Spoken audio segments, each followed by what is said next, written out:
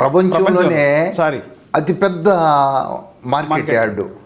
దీనికి ఒక ప్రత్యేక ప్రాధాన్యత ఉంది, మిర్చి యార్డుగా ఒక గుర్తింపు ఉంది. ఈ మిర్చి యార్డు అనేది దీనిలో దాదాపుగా 2,000 కోట్ల రూపాయల అవినీతి జరిగింది, అక్రమాలు జరిగాయి అనేది నా ఆరోపణ. ఇంత పెద్ద కుంభకోణం బహుశా రాష్ట్రంలో కూడా దేశంలో కూడా జరగల. కేవలం ఢిల్లీలో లిక్కర్ స్కామ్ 100 కోట్ల రూపాయలు, అక్కడ ముఖ్యమంత్రి, ఉప ముఖ్యమంత్రి, అనేక మంది పెద్ద పెద్ద వాళ్ళు అందరూ కూడా జైలుకు పోవడం జరిగింది. ఇక్కడ మరి మేము వెంటనే దాని మీద స్పందించి ముఖ్యమంత్రి చంద్రబాబు నాయుడు గారికి, అదేవిధంగా మన vigilance and enforcement DG Harish Kumar Gupta గారికి, సంబంధిత శాఖ మంత్రులకి, అచ్చెన్నాయుడు గారికి, వాళ్ళందరూ కూడా మేము మొత్తం అక్కడ జరిగినటువంటి అన్ని ఆధారాలతో సహా ఫిర్యాదు చేయడం జరిగింది. దానిలో ప్రధానమైన ఏమిటంటే మా ఫిర్యాదులో లైసెన్స్లు అనేది రెన్యూవల్ జరిగాయి. లైసెన్సులు రెన్యూవల్లో ఒక్కొక్క లైసెన్స్ నుంచి 50,000 రూపాయలు పైగా తీసుకున్నారు. 400 లైసెన్సులు రెన్యూవల్ జరిగాయి. సరే, అది ఒకటి. రెండోది ఏంటంటే లైసెన్సులు ట్రాన్స్ఫర్ జరిగినాయి. ఒక వ్యక్తి పేరు నుంచి ఇంకొక వ్యక్తి పేరుకు బదిలీ జరిగింది. బదిలీలు 5 నుంచి 10 లక్షల రూపాయలు చేతులు మారాయి. అది కూడా ప్రభుత్వం అనుమతి లేకుండా ఆ ట్రాన్స్ఫర్ చేయటానికి వీలేదు, ఆ పేరు మార్పిడి జరగకూడదు. ప్రభుత్వం అనుమతిని ఒక 60 మందికి మాత్రమే తీసుకున్నారు, ఏకంగా 180 మందికి చేశారు. అందులో కూడా పెద్ద ఎత్తున జరిగింది. అట్లాగనే జీరో వ్యాపారం. అంటే జీరో వ్యాపారం ఏంటంటే అక్కడ ఈనాములో నమోదు కాకుండా కొన్ని లక్షల కోట్ల రూపాయలు ఖరీదు చేసేటటువంటి మిర్చి అక్రమ మార్గాల్లో పోవటం మొదలుపెట్టింది. అదేవిధంగా బిల్ టు బిల్లు మొత్తం కూడా పెద్ద ఎత్తున అవినీతి జరిగింది. దీని మీద విజిలెన్స్ ఇక్కడ చాలా నేను ప్రత్యేకంగా అభినందిస్తున్న విజిలెన్స్ అధికారులని. ఒక 3 నెలల వ్యవధిలో మొత్తం కూడా దాని మీద విచారణ పూర్తి చేశారు. దాదాపుగా సుమారు 347 కోట్ల రూపాయల అవినీతి జరిగిందని చెప్పి వాళ్ళు నిర్దిష్టమైన ప్రాథమిక ఆధారాలతోటి వాటన్నిటిని కూడా ప్రభుత్వానికి వాళ్ళు నివేదిక ఇవ్వటం జరిగింది.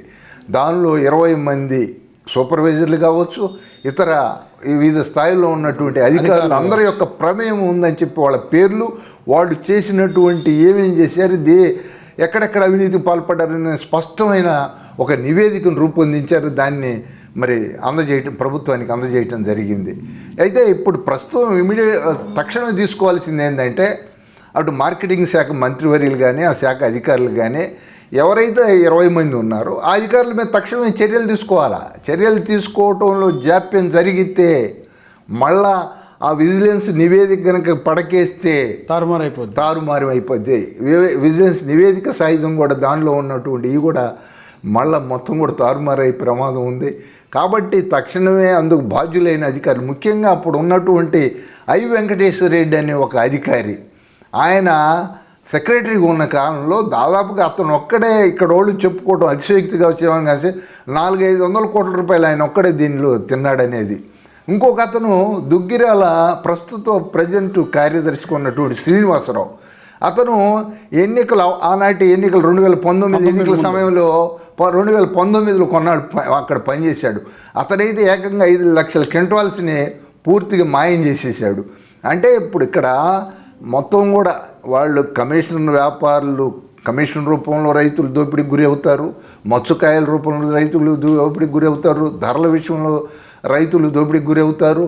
రైతుల్ని అందరూ కూడా అటు వ్యాపారులు ఇటు అధికారులు మొత్తం కూడా రైతులను దోచుకోవటం మినహా రైతులకి సేవ చేద్దాం అనే దృక్పథం పూర్తిగా తగ్గిపోయింది. ఆ రోజు మేము అవినీతి రహితంగా అక్కడ పాలన చేసాము. మేము అక్కడ ఉన్నప్పుడు, నేను అక్కడ చైర్మన్గా ఉన్నప్పుడు. ఈరోజు మళ్ళా పూర్తిగా అవినీతి ఊబిలో కూరుకుపోయింది అక్కడ మిర్చి యార్డు మొత్తం కూడా.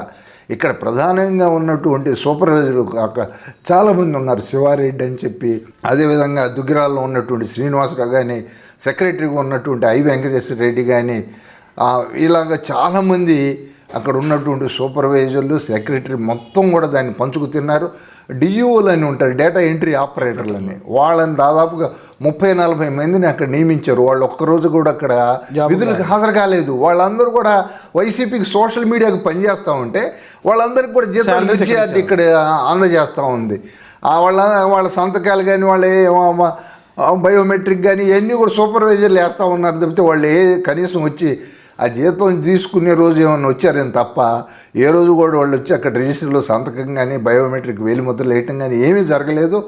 ఆ విధంగా దోచిపెట్టారు. అదే అట్లాగనే అక్కడ ఉన్నటువంటి సెక్యూరిటీ వాళ్ళు, మిగతా వాళ్ళు మొత్తం కూడా ఆ విధంగా అది పూర్తిగా దోపిడీకి గురి.